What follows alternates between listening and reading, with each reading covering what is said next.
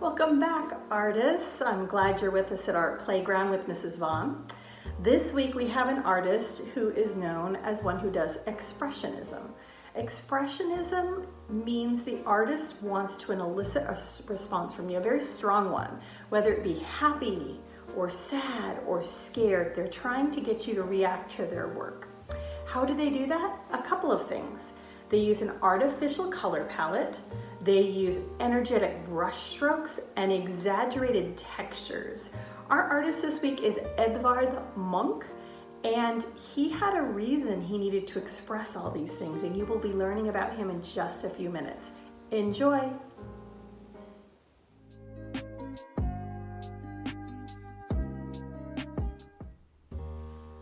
Edvard Munch was born in Norway in 1863. He had a sad childhood. He lost his mom at age 5 and his sister several years later to tuberculosis. That isn't rough enough, but then another sister suffered from mental health issues and his father did too. He and his family were plagued by illness, insanity, and death, and it does show in his art. He himself was not a very healthy kiddo. His father kept him out of school all winter, and an aunt would sit with him and spend time drawing. He started out going to a technical college to study engineering. He learned perspective drawing at that school and he loved it. But what he found was he was more interested in art than engineering. His father passed away when Edvard was 26.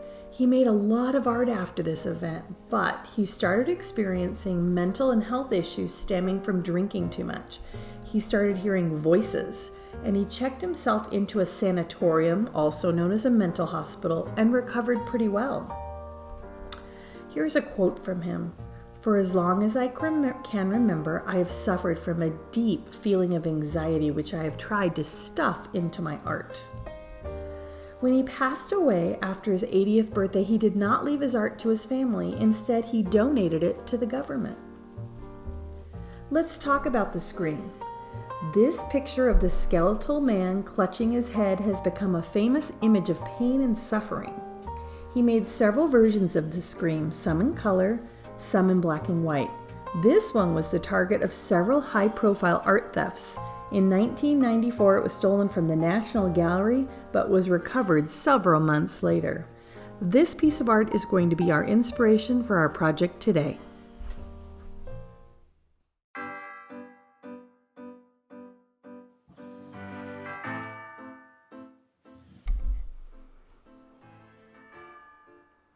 Here we go. First thing I am going to do is start working on the scream face, which is a squash-shaped head. And then I'm doing 2 ovals next to that squash because those are the hands on either side of the face. And then I'm drawing these robes, pretty easy, pretty flowy, not much detail to this clothing. Next thing I'm going to work on is that there's a bridge behind the scream guy. And there are 3 boards. So I'm going to draw 3 parallel sets of boards, and they start a little bit above the halfway mark on the page and they drop a little lower on the right. So high on the left, lower on the right. Doing 3 sets of those, and that is like the walls or the fence on the bridge that keeps people safe from the water. I'm going to go in and add the cross hatching on the bridge. We're not doing a lot of detail in pencil because most of this is going to come from the oil pastel colors. So we know this is called the Scream, and he's very alone, and there are 2 shadowy figures off to the left. And they are just to show that although there are people around, he is feeling isolationism or lonely. Next I'm going to do is draw the water that is flowing under the bridge. I'm looking back on the picture of the original one, kind of to get the shape of it. All right, I think I'm done. Oops, you know what I forgot? I forgot the eyes and the mouth, which I'm just going to sketch very lightly, and we'll go over it with the oil pastels after. All right, on to the color. So I'm going to show you on this book a couple of things. You might want to pull up a picture on your computer screen, but do you see that these are very strong lines across the top? And what we're going to do is we're going to start on the top, because if you drag your hand through oil pastels down below, those oil pastels will melt and become very messy. So we're starting at the top. Have fun choosing your colors in the style of Munch, and be sure to use some blending. Oil pastels are really fun to blend using whites or beiges or lighter colors. It's kind of an interesting experiment. Do your colors first and then go over it with the blending technique, and you'll watch the way it changes. It's very nice. So starting at the top, working our way down to the bottom. And very careful with black. Black can get smeary quite easily.